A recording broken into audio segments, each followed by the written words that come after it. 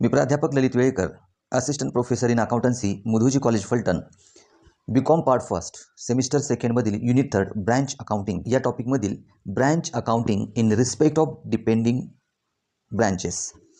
आता पहा, ब्रँच अकाउंटिंगमध्ये आपल्याला सिलेबसमध्ये डिपेंडंट ब्रँचेसचा आपण अभ्यास करतो आहे आणि या डिपेंडंट ब्रँचेसचं अकाउंट ओपन करत असताना त्यामध्ये एकूण 4 मेथड्स आपल्याला यूज कराव्या लागतात. तर त्याच्यामध्ये बघा, डेटर सिस्टीम, स्टॉक अँड डेटर सिस्टीम, फायनल अकाउंट सिस्टीम आणि होलसेल ब्रँच सिस्टीम या एकूण 4 मेथड्स आहेत आणि त्याच्या माध्यमातून आपण अकाउंटिंग करत असतो. आता सिलेबसमध्ये फक्त डेटर सिस्टीम, स्टॉक अँड डेटर सिस्टीम आणि फायनल अकाउंट सिस्टीम या 3 मेथड आपल्याला सिलेबसमध्ये आहेत. होलसेल ब्रँच सिस्टम ही सिलेबसमध्ये नसल्यामुळं आपण ही जी मेथड आहे ती निग्लेक्ट करणार आहोत. बरोबर आहे. तर विद्यार्थ्यांनी लक्षात घ्यायचं आहे, डेटर सिस्टीम, स्टॉक अँड डेटर सिस्टीम आणि फायनल अकाउंट सिस्टीम या डिपेंडंट ब्रँचेसचं अकाउंटिंग करताना या 3 मेथड सिलेबसमध्ये आपल्याला आहेत. आता बघा, डेटर सिस्टीम ब्रँच अकाउंटिंगमध्ये ब्रँच अकाउंट तयार करत असताना आपण डेटर सिस्टीमनी ब्रँच अकाउंट हे कसं तयार करायचं हे आपण यापूर्वी पाहिलेलं आहे. तर डेटर सिस्टीममध्ये 2 प्रकारे यामध्ये ॲट कॉस्ट आणि ॲट इनवॉइस प्राईस. बरोबर आहे. तर ॲट कॉस्टवरती 2 प्रॉब्लेम आणि ॲट इनवॉइस प्राईसवरती 2 प्रॉब्लेम असे 4 प्रॉब्लेम आपण यापूर्वी चॅनलवरती पब्लिश केलेले आहेत. आता यानंतर 2 मेथड राहतील, त्यामध्ये स्टॉक अँड डेटर सिस्टीम आणि फायनल अकाउंट सिस्टीम. तर आपण मुळातच स्टॉक अँड डेटर सिस्टीम आज आपण पाहणार आहोत. तर आता यामध्ये बघा, ही जी दुसरी मेथड आहे स्टॉक अँड डेटर सिस्टीम, तर या स्टॉक अँड डेटर सिस्टीममध्ये एकूण 6 अकाउंट आपल्याला ओपन करावे लागतात. यामध्ये branch stock account, branch debtors account, branch expenses account, branch adjustment account. यामध्ये काय म्हणले, required only when the goods are sent at invoice price. ज्यावेळी हेड ऑफिस ब्रँचला गुड्स सेंड करतं इनवॉइस प्राईसनी, त्यावेळी आपल्याला ब्रँच ॲडजस्टमेंट अकाउंट हे तयार करावं लागतं. 5वा अकाउंट तयार करायचं branch profit and loss account आणि 6वा अकाउंट आहे goods send to branch account. Stock and debtor सिस्टीममध्ये branch stock account, branch debtors account, branch expenses account, branch adjustment account, branch profit and loss account आणि goods send to branch account हे 6 account आपल्याला तयार करायचे आहेत. तर जशी requirement असेल त्या पद्धतीनं आपल्याला हे अकाउंट ओपन करावे लागतील. आणि सगळ्यात महत्त्वाचं काय, तर हे जे अकाउंट आहेत ते एकमेकांशी रिलेटेड आहेत. तर याच्यामध्ये स्टॉक अकाउंट किंवा ब्रँच डेटर्स अकाउंट. आता ब्रँच डेटर्स अकाउंट जे आहे ते आपण डेटर सिस्टीममध्ये हे अकाउंट पाहिलेलं आहे. बरोबर आहे. त्याबरोबर ब्रँच एक्सपेन्सेस आणि ब्रँच ॲडजस्टमेंट अकाउंट हे अतिशय महत्त्वाचं आहे, ते आपल्याला तयार करावेच लागणार आहे. आणि branch profit and loss account, त्यामध्ये branch adjustment account, branch profit and loss account हे 2 अकाउंट हे तयार करावे लागतील. आता यानंतर आपण ब्रँच स्टॉक अकाउंटचा जो फॉर्मॅट आहे तर तो फॉर्मॅट आपण पाहणार आहोत. पहिला अकाउंट आपल्याला ओपन करावं लागेल ब्रँच स्टॉक अकाउंट, म्हणजे प्रॉब्लेमच्या रिक्वायरमेंटनुसार हे अकाउंट यामध्ये येतील. ब्रँच स्टॉक अकाउंट यामध्ये बघा, debit side, credit side, particular rupees हे लेजर अकाउंट आहे, रेग्युलर लेजर अकाउंट आहे ब्रँच स्टॉक अकाउंट. तर यामध्ये बघा, डेबिट साईडला टू ओपनिंग स्टॉक म्हणजे जो स्टॉक असेल. आता या ठिकाणी हे जे ब्रँच स्टॉक अकाउंट आहे ते ॲज अ सेपरेट स्टॉकशी रिलेटेड ट्रान्झॅक्शन यामध्ये असणार आहेत. याच्यामध्ये फक्त स्टॉकशी संबंधित ट्रान्झॅक्शन येतील, ज्याच्यामध्ये डेबिट साईड ही इनफ्लोज असतील आणि क्रेडिट साईड ही आउटफ्लोज असतील. तर यामध्ये बघा, टू ओपनिंग स्टॉक म्हणजे जो स्टॉक आहे त्याचा ओपनिंग बॅलन्स येईल. त्याबरोबर टू गुड्स सेंड टू ब्रँचला हेड ऑफिसनं गुड्स सेंड केला त्याचं ट्रान्झॅक्शन येईल. त्यानंतर to goods return by debtors म्हणजे ब्रँच. आता बघा, ब्रँच अकाउंटिंगमध्ये जी ब्रँच असते त्या ब्रँचला डेटर समजलं जातं. म्हणजे त्या गुड्स रिटर्न बाय डेटर्स म्हणजे ब्रँचनं जो काही गुड्स रिटर्न हेड ऑफिसला केलेला आहे त्याची एंट्री येईल. बरोबर आहे. त्यानंतर क्रेडिट साईड बघा, बाय कॅश सेल्स. जर ब्रँचनं जर कॅश सेल्स केला असेल तर त्याची एंट्री येईल. By credit sales, by loss of goods, by goods return to head ऑफिसकडून जर रिटर्न गुड्स आला असेल तर. त्यानंतर बाय क्लोजिंग स्टॉक. आता यामध्ये बघा, डेबिटला ओपनिंग स्टॉक घेतो आपण आणि क्रेडिटला क्लोजिंग स्टॉक घेतो. बरोबर आहे. आणि इथं बाय शॉर्टेज म्हणजे काय, ज्यावेळी हेड ऑफिसकडून ब्रँचकडे गुड्स सेंट होतो परंतु त्याच्या काही कारणामुळं जर तो कमी माल जर समजा ब्रँचकडे आला असेल तर त्याला आपण शॉर्टेज असं म्हणतो. बरोबर आहे. तर मुळातच ब्रँच स्टॉक अकाउंट ओपन आपण का करतो, तर यामध्ये ओपनिंग स्टॉक हा फाइंड आउट करण्यासाठी किंवा क्लोजिंग स्टॉक फाइंड आउट करण्यासाठी किंवा शॉर्टेज हा फाइंड आउट करण्यासाठी, त्याचबरोबर सरप्लस इन स्टॉक हा फाइंड आउट करण्यासाठी आपण काय करतो, या ठिकाणी ब्रँच स्टॉक अकाउंट ओपन करतो. आता बघा, बऱ्याच वेळा काय तुम्हाला ओपनिंग स्टॉक दिला जाईल, पण क्लोजिंग स्टॉक दिला जाणार नाही प्रॉब्लेममध्ये. जर क्लोजिंग स्टॉक दिला नसेल तर आपल्याला ब्रँच स्टॉक अकाउंट ओपन करावं लागेल, बरोबर आहे. जर समजा स्टॉकमध्ये काही शॉर्टेज असेल, ते शॉर्टेज काढायचं असेल तरीसुद्धा आपल्याला ब्रँच स्टॉक अकाउंट काढावं लागेल. आणि जर समजा स्टॉकमध्ये सरप्लस हा आपल्याला दिलेला नसेल, तो काढायचा असेल तरीसुद्धा तो फाइंड आउट करण्यासाठी आपल्याला ब्रँच स्टॉक अकाउंट हे ओपन करावं लागतं. त्यानंतर दुसरं अकाउंट आपल्याला ओपन करायचं ब्रँच डेटर्स अकाउंट. आता हेच अकाउंट जे आहे ते आपण डेटर सिस्टीममध्ये सुद्धा पाहिलेलं आहे, बरोबर आहे. रेग्युलर लेजर अकाउंट आहे, debit credit side particular rupees. तर याच्यामध्ये टू बॅलन्स ब्रॉट डाऊन म्हणजे हा डेटरचा ओपनिंग बॅलन्स इथं येईल, डेटरचा क्लोजिंग बॅलन्स येईल, बरोबर आहे. ब्रँच स्टॉक क्रेडिट सेल आपण पाहिलेलं आहे पाठीमागं डेटर सिस्टीममध्ये. इथं cash received from debtors, allowances, discount, bad debts, return. जर आपल्याला समजा इथं डेटरचा क्लोजिंग बॅलन्स दिला नसेल तर तो फाइंड आउट करण्यासाठी आपण ब्रँच डेटर अकाउंट तयार करतो, किंवा क्रेडिट सेल दिला नसेल प्रॉब्लेममध्ये तो फाइंड आउट करायचा असेल तरीसुद्धा आपण ब्रँच अकाउंट हे ओपन करतो. यानंतर तिसरं अकाउंट आपल्याला ओपन करावं लागतं ब्रँच एक्सपेन्सेस अकाउंट.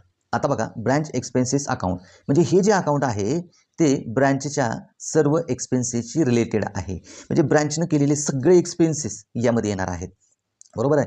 असतानाच ब्रँच एक्सपेन्सेस अकाउंट आहे, तर याच्यामध्ये एक्सपेन्सेस शिवाय अदर ट्रान्झॅक्शन यामध्ये येणार नाहीत. तर बघा, रेग्युलर अकाउंट आहे, लेजर अकाउंट आहे, debit side, credit side, particular rupees. या फॉर्मॅटमध्ये बघा, डेबिट साईडला टू ब्रँच डेटर्स अकाउंट, बरोबर आहे, टू ब्रँच डेटर्स अकाउंट. तर याच्यामध्ये बॅड डेब्ट्स, अलाउन्सेस, डिस्काउंट म्हणजे आपण ब्रँच डेटरच्या नावे आपण डेबिट करणार. त्याच्यामध्ये बॅड डेब्ट्स असतील, अलाउन्सेस असतील किंवा डिस्काउंट असतील तर त्याची एंट्री या ठिकाणी होईल. त्यानंतर टू बँक अकाउंट म्हणजे ब्रँचनी केलेले सगळे एक्सपेन्सेस, ज्याच्यामध्ये ॲडव्हर्टाइजमेंट असेल, सॅलरीज असतील, वेजेस, रेंट अँड रेट, हे सगळे एक्सपेन्सेस आहेत ते आपण डेबिट साईडला टू बँक अकाउंट म्हणून या ठिकाणी घेणार, बरोबर आहे. आणि क्रेडिट साईडला आता इथं बघा, क्रेडिट साईडला by branch profit and loss account, amount ही बॅलन्सिंग फिगर असेल, ट्रान्सफर म्हणजे ब्रँच एक्सपेन्सेस अकाउंटच्या क्रेडिट साईडला कोणतेही एक्सपेन्सेस येणार नाहीत, फक्त डेबिटलाच एक्सपेन्सेस येतील, बरोबर आहे. टू ब्रँच डेटर्स ज्यामध्ये बॅड डेब्ट्स, अलाउन्सेस, डिस्काउंट, आणि टू बँक अकाउंट ज्याच्यामध्ये ब्रँच एक्सपेन्सेस, ॲडव्हर्टाइजमेंट असतील, salary, wedges, rent and rates, फक्त डेबिट साईडचे एक्सपेन्सेस येतील. आणि हीच अमाऊंट इथं बॅलन्स म्हणून क्रेडिट साईड येईल, ती आपण कुठं ट्रान्सफर करणार, branch profit and loss account. आता branch profit and loss account आपण पुढे त्या अकाउंटचा फॉर्मॅट आपण पाहणार आहोत, परंतु क्रेडिट साईडला तर कोणतेही एक्सपेन्सेस येणार नाही, फक्त डेबिट बॅलन्सेस यामध्ये येतील, बरोबर आहे. आणि क्रेडिटला काही बॅलन्स येईल तो आपण प्रॉफिट अँड लॉस अकाउंटला म्हणजे general branch profit and loss अकाउंटला आपण तो ट्रान्सफर करतो. यानंतर चौथं अकाउंट आपल्याला ओपन करायचं ब्रँच ॲडजस्टमेंट अकाउंट. आणि स्टॉक अँड डेटर सिस्टीममध्ये हे ब्रँच ॲडजस्टमेंट अकाउंट अतिशय महत्त्वाचं आहे. तर हे सुद्धा रेग्युलर लेजर अकाउंट आहे, debit side, credit side, particular rupees. आता हा फॉर्मॅट जो आहे तो अतिशय काळजीपूर्वक पहा, कारण ब्रँच ॲडजस्टमेंट अकाउंट हे आपणाला स्टॉक अँड डेटर सिस्टीममध्ये ओपन करावं लागतं. तर हे जे ब्रँच ॲडजस्टमेंट अकाउंट आहे ते पूर्णपणे ॲट इनवॉइस प्राईस म्हणजे सेलिंग प्राईस म्हणजे ॲट कॉस्ट प्लस प्रॉफिट या बेसिसवरती हे आधारित आहे. म्हणजे थोडक्यात हे लोडिंग अकाउंट आहे असं म्हणलं तरी हरकत नाही. आता बघा, डेबिट साईडला पहिल्यांदा टू क्लोजिंग स्टॉक रिझर्व. आपण पाठीमागं डेटर सिस्टीममध्ये ॲट इनवॉइस प्राईस याच्यामध्ये दोन प्रॉब्लेम घेतलेले आहेत. तर त्याच्यामध्ये क्लोजिंग स्टॉक रिझर्व आपण काढतो, बरोबर आहे. जो स्टॉक आहे, जो ओपनिंग स्टॉक असतो त्याच्यावरती आपण स्टॉक रिझर्व काढतो, जो क्लोजिंग स्टॉक आहे त्याच्यावर सुद्धा आपण त्या ठिकाणी स्टॉक रिझर्व काढतो. आता बघा, डेबिट साईडला टू क्लोजिंग स्टॉक रिझर्व, बरोबर आहे, टू क्लोजिंग स्टॉक रिझर्व म्हणजे हा जो क्लोजिंग स्टॉक रिझर्व आहे तो आपण क्लोजिंग स्टॉकवरती काढलेला आहे. क्रेडिट साईडला बघा, टू ओपनिंग स्टॉक रिझर्व म्हणजे हा ओपनिंग स्टॉकवरती हा रिझर्व काढलेला आहे. या दोन्ही entries closing stock reserve debit side येईल आणि बाय ओपनिंग स्टॉक रिझर्व हा क्रेडिट साईड येईल. डेबिट साईडला बघा, to profit element of stock shortage म्हणजे जो स्टॉक शॉर्टेज आहे त्याची एंट्री डेबिट साईडला होईल, बरोबर आहे. आता क्रेडिट साईडला काय बघा, by profit element of stock surplus झाला तर तो क्रेडिट साईडला येईल, शॉर्टेज असेल तर तो डेबिट साईडला येईल.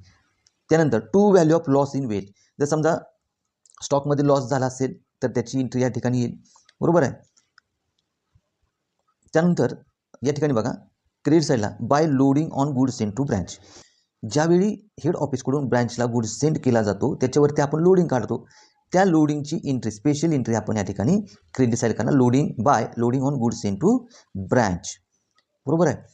आणि त्यानंतर आपण डेबिट साईड बघा, ग्रॉस प्रॉफिट ही बॅलन्सिंग फिगर असेल, आपण ट्रान्सफर करणार प्रॉफिट अँड लॉस अकाउंटला, ग्रॉस प्रॉफिट, बरोबर आहे, बॅलन्सिंग फिगर असेल ब्रँच ॲडजस्टमेंट अकाउंटचा. त्यानंतर इथं बघा ग्रॉस लॉस आहे, म्हणजे ज्यावेळेस आपण अकाउंट क्लोज करतो, समजा क्रेडिट साईड पेक्षा डेबिट साईड या ठिकाणी जास्त असेल म्हणजे क्रेडिट साईडची टोटल केल्यानंतर आपण क्रेडिट साईडला जर बॅलन्स निघाला, डेबिट बॅलन्स निघाला तर तो ग्रॉस प्रॉफिट असेल आणि क्रेडिट बॅलन्स निघाला तर तो ग्रॉस लॉस असेल आणि तो आपण ट्रान्सफर करणार transfer to profit and loss account. बरोबर आहे. म्हणजे याच्यामध्ये closing stock reserve, opening stock reserve, profit element of stock shortage, profit element of stock surplus, value of loss in weight. बरोबर आहे. त्याचबरोबर loading on goods send to branch आणि debit balance gross profit, credit balance gross profit ह्या entries या branch adjustment अकाउंटमध्ये महत्त्वाच्या आहेत. आणि सगळ्यात शेवटी आपल्याला 5वं अकाउंट बघायचं आहे, branch profit and loss account. म्हणजे बघा ब्रँचला जो काही प्रॉफिट लॉस होईल ते अकाउंट आपल्याला या ठिकाणी शो करायचं आहे. आणि ज्या पद्धतीनं general profit and loss account असतं अगदी त्या पद्धतीनंच आहे, ज्याच्यामध्ये डेबिट, क्रेडिट, पर्टिक्युलर रुपीज. आता हे जे branch profit and loss account आहे या अकाउंटला जे काही इतर जे अकाउंट आहेत की ज्याच्यामध्ये ब्रँच स्टॉक अकाउंट असेल, ब्रँच डेटर्स अकाउंट असेल, ब्रँच एक्सपेन्सेस अकाउंट असतील, ब्रँच ॲडजस्टमेंट अकाउंट असेल किंवा goods send to branch account असेल, या प्रत्येक अकाउंटला जो काही बॅलन्स येईल तो बॅलन्स आपण ट्रान्सफर करतोय. बरोबर आहे. कुठं? ब्रँच प्रॉफिट अँड लॉस अकाउंटला. मध्ये बघा डेबिट साईडला टू ब्रँच एक्सपेन्सेस म्हणजे ब्रँचचे सगळे एक्सपेन्सेस आहेत ते आपण डेबिट साईडला घेणार. त्यानंतर to cost of goods loss due to शॉर्टेजमुळं जर समजा गुड्स लॉस झाला असेल तर त्याची एंट्री डेबिट साईडला होईल. बरोबर आहे. त्यानंतर क्रेडिट साईडला ग्रॉस प्रॉफिट हा ब्रँच ॲडजस्टमेंट अकाउंटमध्ये जो काही ग्रॉस प्रॉफिट येतो डेबिट बॅलन्स तो आपण क्रेडिटला ट्रान्सफर करणार. त्यानंतर by cost of surplus if any म्हणजे ब्रँच स्टॉक अकाउंटला जो काही सरप्लस असेल तर तो सरप्लस आपण क्रेडिट साईडला या ठिकाणी घेतो. त्यानंतर by amount recoverable from insurance company for any loss of stock म्हणजे जो काही स्टॉक लॉस होतो त्यावरती जर इन्शुरन्स घेतलेला असेल आणि इन्शुरन्स कंपनीकडून जर काही त्याची नुकसान भरपाई मिळणार असेल तर ती नुकसान भरपाई ब्रँच प्रॉफिट अँड लॉस अकाउंटच्या क्रेडिट साईडला आपण घेणार. By amount recoverable from insurance company for any loss of stock.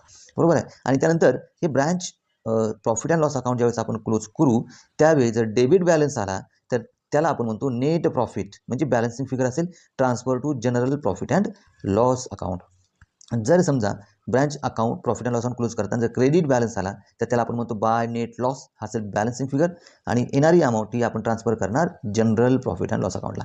तर अशा पद्धतीनं स्टॉक अँड डेटर सिस्टीममध्ये branch stock account, branch debtors account, branch expenses account, branch adjustment account आणि branch profit and loss अकाउंटचा format आपण पाहिलेला आहोत. आणि या फॉर्मॅटच्या आधारे स्टॉक अँड डेटर सिस्टीममध्ये आपल्याला ब्रँच अकाउंटिंग करायचं आहे. तर आय होप विद्यार्थ्यांना हे सगळे फॉर्मॅट लक्षात आले असतील. तर विद्यार्थ्यांनी प्रत्येक फॉर्मॅट त्याचा स्क्रीनशॉट घेतला तरी चालेल किंवा आपल्या नोटबुकमध्ये हे सगळे फॉर्मॅट जे आहेत ते कॉपी करावेत. त्याचबरोबर जर कोणी विद्यार्थी आपल्या चॅनलवर नवीन असतील आणि त्यांनी अद्यापही चॅनलला सबस्क्राईब केलं नसेल तर त्यांनी सबस्क्राईब करायचं आहे, लाईक करायचं आहे आणि शेअरसुद्धा करा. या फॉर्मॅटमध्ये जर तुमच्या काही शंका असतील तर त्या कमेंट्समध्ये तुम्ही विचारू शकता. तर पाहत राहा इजो अकाउंटन्सी. Thank you so much.